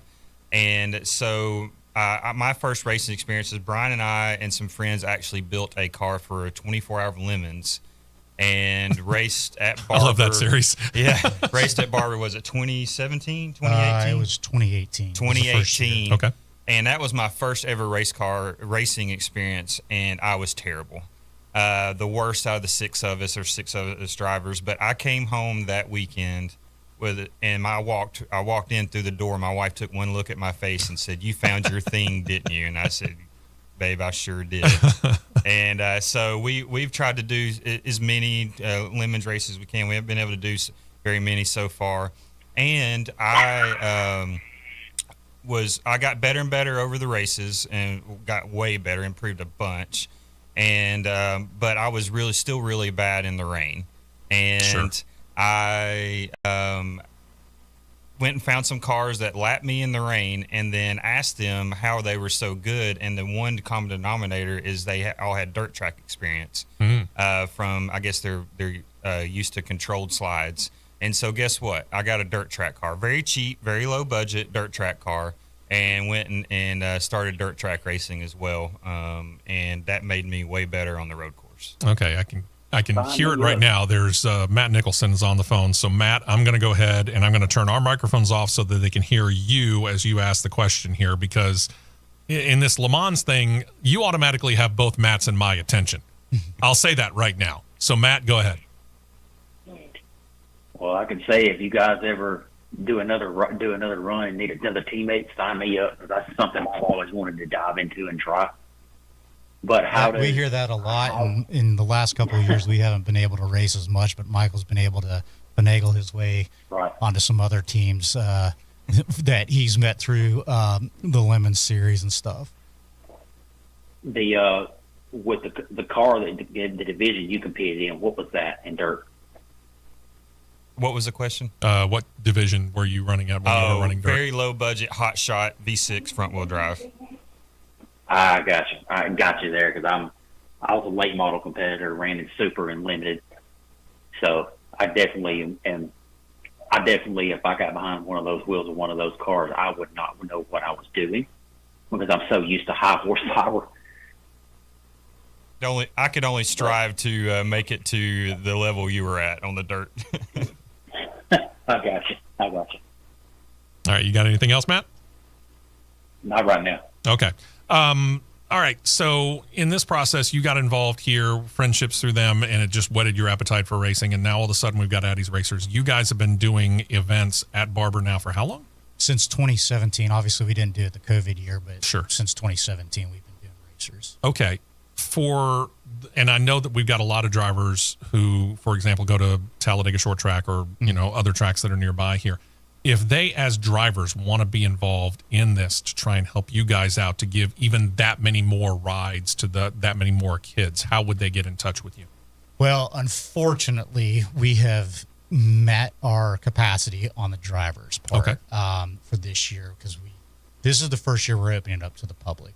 We've always kept this event private, but we thought long ago that we wanted to make this basically a fundraising event because of the things that we're trying to accomplish now that Addie has shared with us, because she's still non-speaking. But that's why we've changed the name, and God had different ideas of what we're going to take this organization to. And it's basically, in a nutshell, we are creating a program for post-high school, because there's limitations in Alabama, the residential part.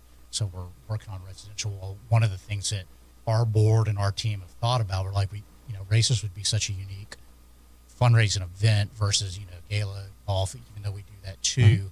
But it's something to where we want to make it big enough and make it a Christmas tradition at Barber, because we've always done it usually a week or two before Christmas. But as far as the drivers, because we are expecting such a big crowd this year, we teamed up with a company here in Birmingham to take it over as far as the marketing, ticketing, the scheduling, and all that stuff. They actually do all the F1 races in America. And they do the golf tour as well. Yeah. Unfortunately, if we'd been here a couple of weeks ago, we could have, but I think we have, I believe the number is 60 drivers. It's never been a problem finding volunteers for drivers. Nice. Because they get a day at Barber pretty much the entire day on the track. But there's just so many other things that it's grown past just a ride-along race program, because the first year, I believe it was about 50 to 60 people total, and last year it was right around 500 or 600. And that was still keeping it just special needs families, the siblings, and volunteers. But we've learned over the years that Barber's got stuff that we didn't realize, like the off-road Jeep we learned 3 years ago. So this, for racers, it's more than just the driving, the off-road Jeeps, because if you've been to Barber, you know the paddock, this is going to be one massive Christmas village. Oh, yeah. We're going to have an ice skating rink there, to where, there's going to be all these other activities. And, of course, the big thing is trying to get people out there just to experience it, also experience the track. They've never been around in a fast race car, because there's going to be, we'll have McLarens, Lamborghinis, Ferraris, an exotic car show. And so that's what we're looking at this year, along with, to me, this is the add-on. We've always emphasized the opening ceremony, but the closing ceremony, Barber was generous enough, because they're usually like, hey, by the time it's dark, you're out. But they're allowing us to do a Christmas drone show, which is going to be very nice. They approved it, which we're excited about. So this is going to be the first Christmas drone show, I believe, in Alabama, definitely Birmingham, and it's going to be how we cap the evening off after everything kind of shuts down. So we're excited about that. But if you're disappointed as wanting to give track time, there's always going to be next year, because we're in the talks of adding even more stuff, because we learned something else this year at Barber, that they had the capacity to do monster truck stuff, or Monster Jam. So we didn't have, time was kind of of the essence this year. Sure.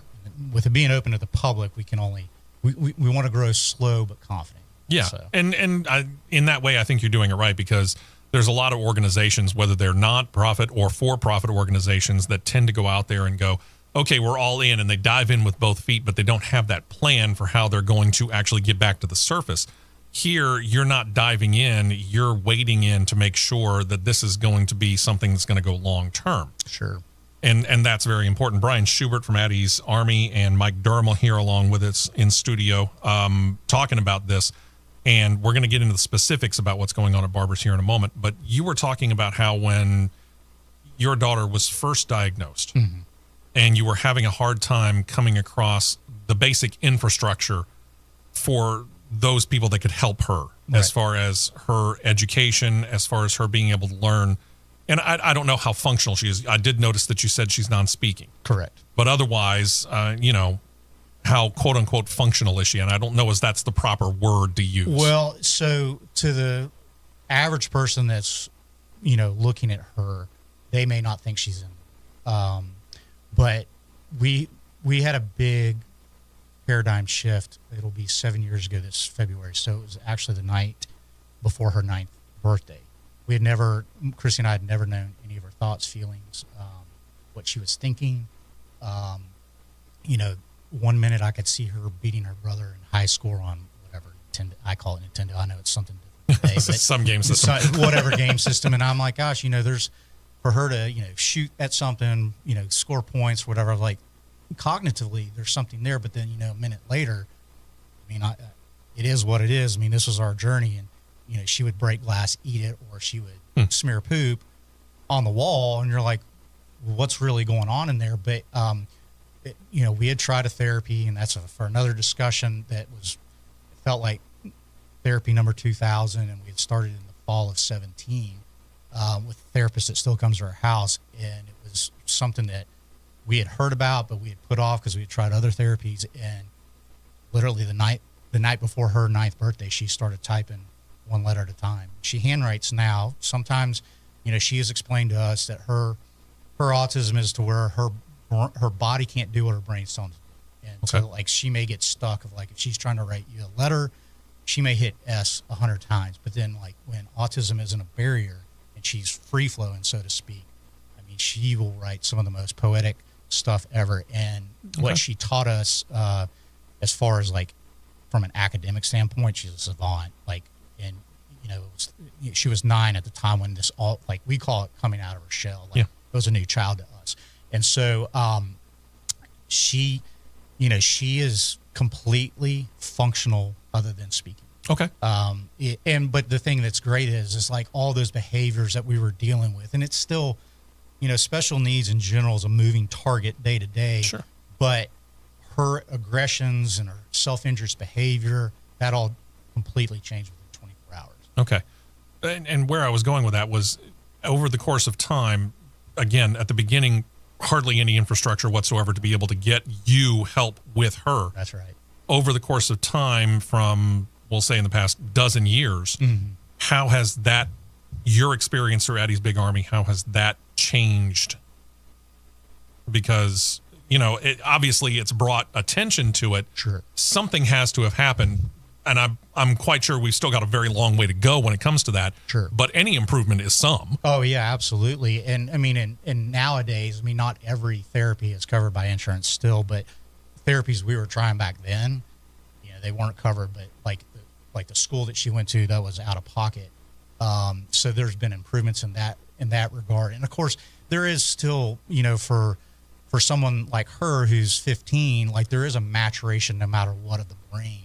And so she was getting better, but I mean, we still have episodes. I mean, it's still an issue at times. It's not nearly as bad, and you know, you don't feel like you're all hands on deck 24/7 like we were before. But there's definitely programs, services that are out there. But when she started communicating, and I'll tell this in a quick version, but when we started Addie's Army, honestly, the day we started, I was like, what's the exit strategy of this organization going to look like? That's how I was thinking, you know, 10 years ago. I'm like, because at that time when she would have been, you know, 5-6 years old, it was hard.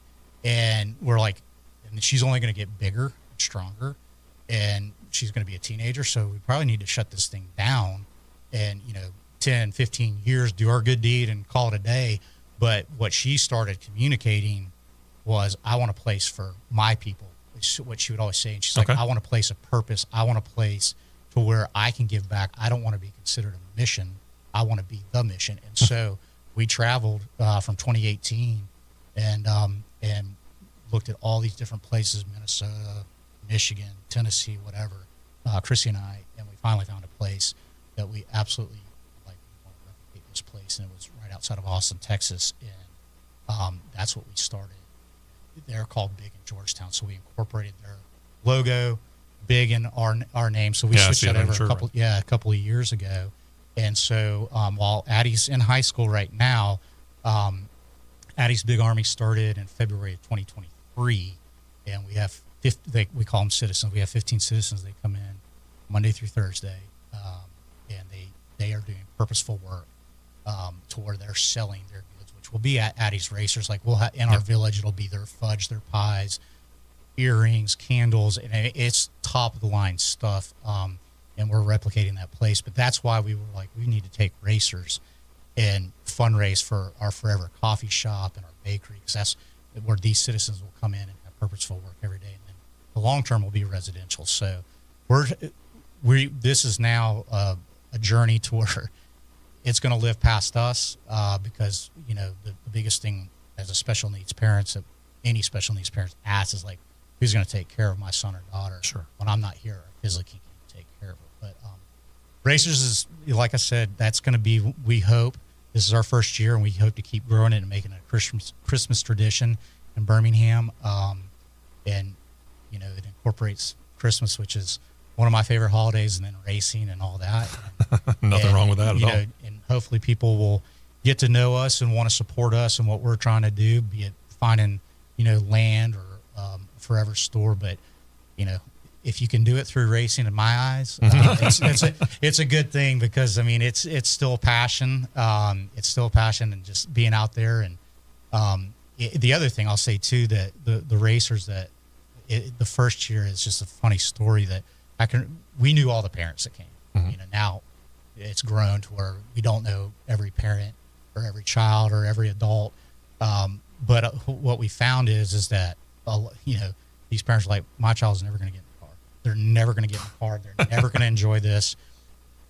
It's harder to get them out of the car after they've gone. Mm-hmm. Is it over already? Yeah. And then, like, you know, with the Jeep rides, the off-road Jeep course that Barber has, we didn't know about it. I can't remember if it was 2019 or 2021, but that was the first year we did it. And we have a Jeep club that comes out, and they, you know, if you've been to Barber, you know what I'm talking about. And Addie, that first year, she was just, you know, she loves the race cars, don't get me wrong, but she kept typing on her iPad, more Jeep, please, more Jeep, please, more Jeep, please. And so she spent probably 5 hours up there just riding around on the Jeeps and stuff. But we wanted to, but this will be our first year. We're excited about it, to where we're opening up to the public, to where they can do rides. Obviously, there's a fee for it, so we can. This is our fundraiser, one of our big. We're going to get into the details on how you and we, the public, can be involved after we take this short break here. Got Mike Durham, got Brian Schubert from Addie's Big Army and Addie's Racers in studio. Matt is on the phone. We'll get him involved again here as we come back from this final break here, and we'll be talking more about Addie's Racers and how you can be involved in what's going on at Barber here just in a couple of weeks from now. We'll give you all those details when we come back here on CRN.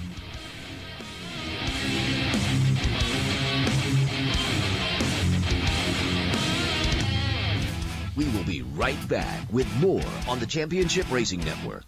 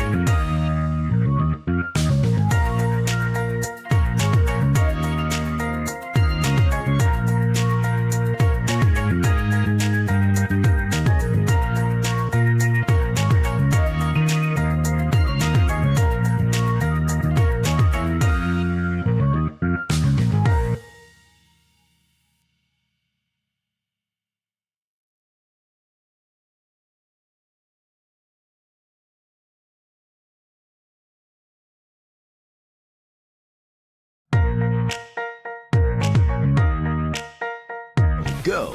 We're back to the Championship Racing Network.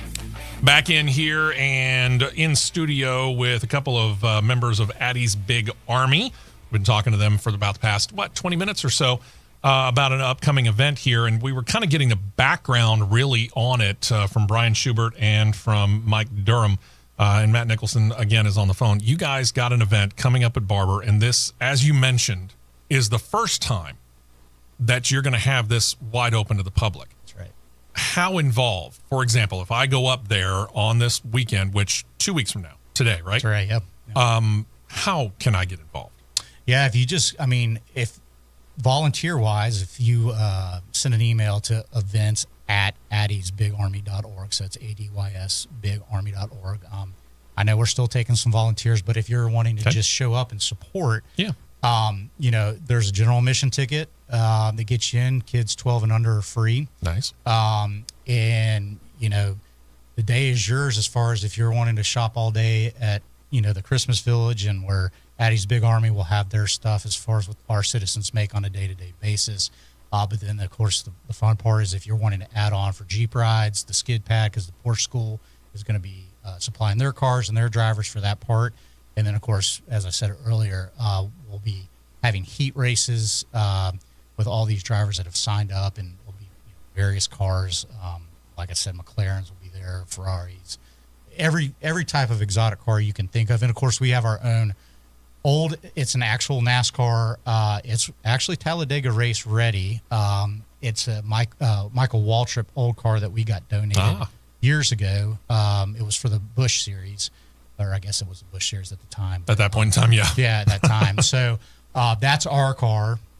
And then of course, we have a professional racer that has autism that will be bringing his car all the way from Toronto. But, yeah, just show up. It'll if you want to just enjoy the Christmas part of it, with the ice skating rink and the drone show, that's going to be $20. But if you want to add on to there's VIP stuff, there's VIP plus for viewing for the drone show. But and then of course you can purchase as many rides as you would like. There you go. $20 to get in. All the proceeds going to help Addie's Big Army. That's correct. Because that's the way the Barber's going to do it. Barber's not going to take any money for themselves. I can guarantee you that. You mentioned the professional driver from, and this is a cool thing because you mentioned the name, and Mike, you're wearing his sweatshirt. Right. And I looked at the name and I went, God, that name sounds familiar. And I couldn't place it until you guys said what he does. How is Austin Riley a part of this? Yes, so back a few years ago, I can't remember what year, we used to always have a celebrity guest come to Addie's Racers, like we had Tim Tebow and then Willie Robertson from Duck Dynasty. We had Bobby Allison. The first couple of years. Yeah. Right, and then we were meeting about the upcoming year, and we're like, who can we have as our celebrity guest this year? And I said, I've been seeing this guy on social media called Austin Riley, and he is winning championships in Canada and North America, and he has autism. His team name is called Racing with Autism. Mm-hmm. And Brian was like, do you think we can get him to come down? I was like, I don't know. Let me reach out to him and see. So I messaged him a few days later. We were on a Zoom call with his dad, and then they came down from Canada, all the way from Toronto. And they loved it. We loved them. They loved us, and we've just been close friends ever since. Like I probably talk to Austin now once a week. Very cool. And he got his start in karting, and then moved up to Micro Cup and Celine Cup, and now he's in Radical Cup. Which, if you haven't checked out Radical, some of the coolest cars out there. Open cockpit. They have 3 different series: 1340cc Hayabusa, 1500cc Hayabusa, and then 4-cylinder Ford EcoBoost Turbo, all in the same chassis. Very, very cool racing series. And his first year, he won the 1340 championship and the all-over championship for all 3 divisions. And turns out he also is autistic. And he is autistic. Yes, racing against other drivers that are not autistic and don't have the limitations he has. And then I've been blessed enough to where I get to travel with them. I'm their media guy, and I get to travel with them to their races all over North America and Toronto.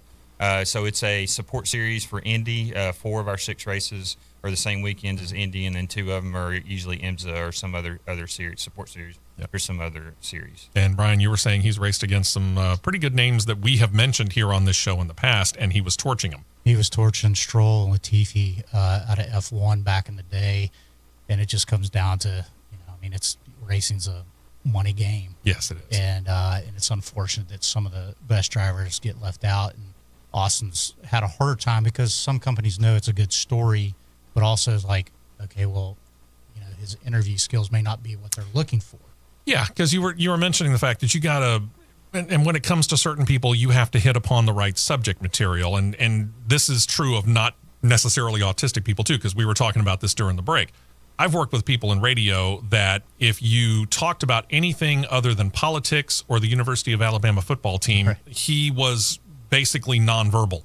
But the man could tell you the 7th string punter on the 1972 team. Right. It's just amazing how he would come to life in that situation. So if you can get the proper subject going, just you're gone and you're ready and off to the races.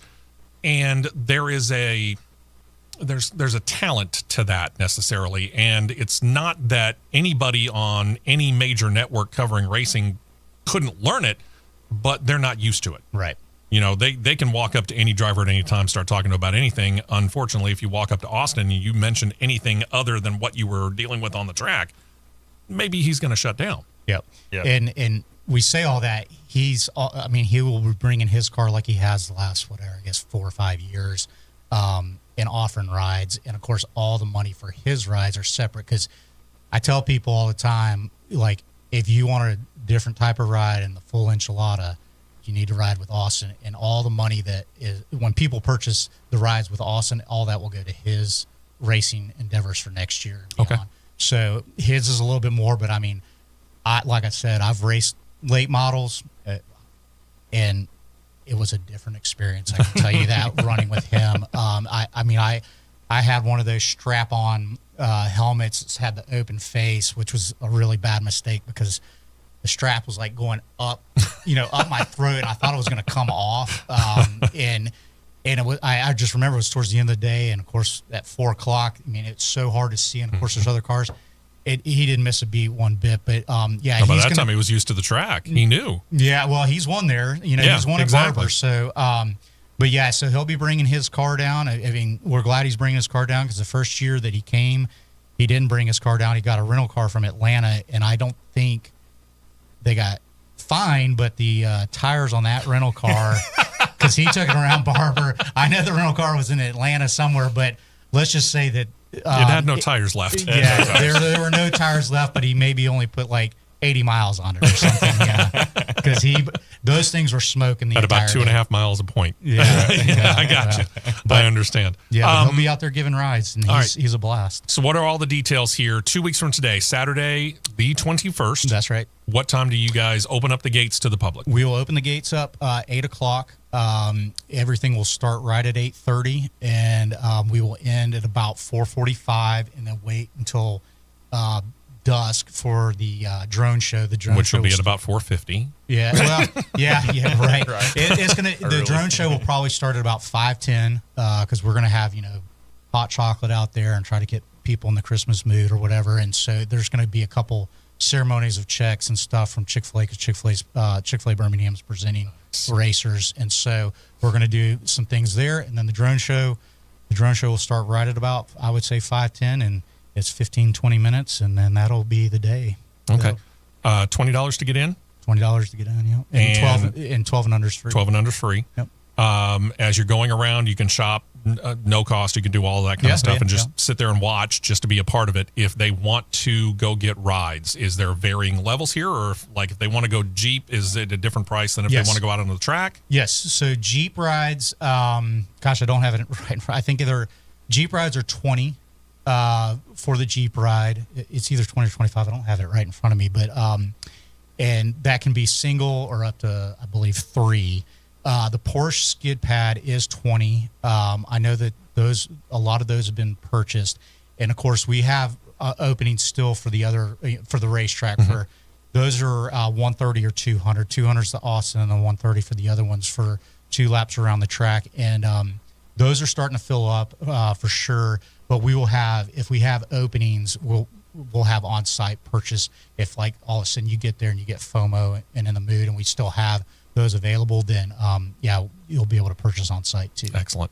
Where can they go online to find out more about Addie's Big Army? Yeah, addysbigarmy.org, and then there's a section for racers specifically, and it's got some history on it, some videos from last year and stuff, and and that's the event page, and there's a spot for buying tickets and all that. Yeah, this is very cool. I've been able to be a part of what we do out at Talladega, which is take your car out onto the track, and they get $50 at the outset. You can get out there for 3 or 4 laps, maybe 5, and for $50, and all of that money goes to charity. This is the same situation here. All of the money that you would be giving for the ticket to get in, the admission fee, and then to do whatever it is that you want to do while you're there, all of that's going to Addie's Big Army. That's correct. That is so cool.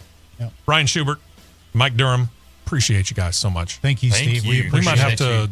I might have And to Matt. try and see if I can't figure out something about getting you guys on in another way. We'll talk about that. Okay. But I got to talk to my other bosses about that. But yeah, very, very cool stuff. Thank you for coming out. We Thank you appreciate for it. having us. Thank you Nothing so but the much. best for it. I hope everything goes just absolutely fantastically out there at Barber, and can't ask for a better place to go. That's right. Absolutely. Sure. Thank Appreciate you. Brian, Steve. Mike, we appreciate it. Matt, you got anything to add? If I'm able to maneuver around good enough, I'm going to try to come out there.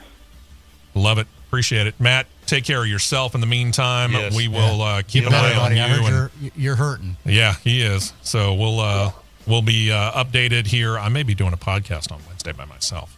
Oh, well. Got to do what you got to do.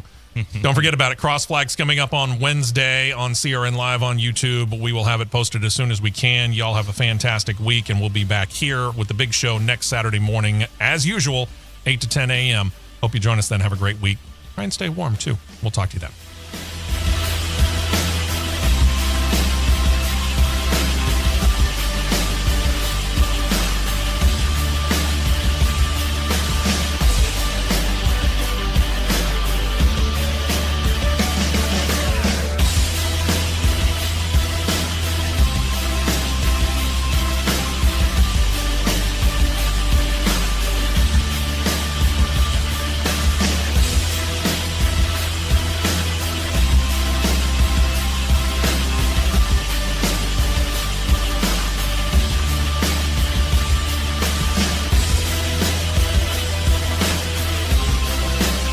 This has been a presentation of the Championship Racing Network.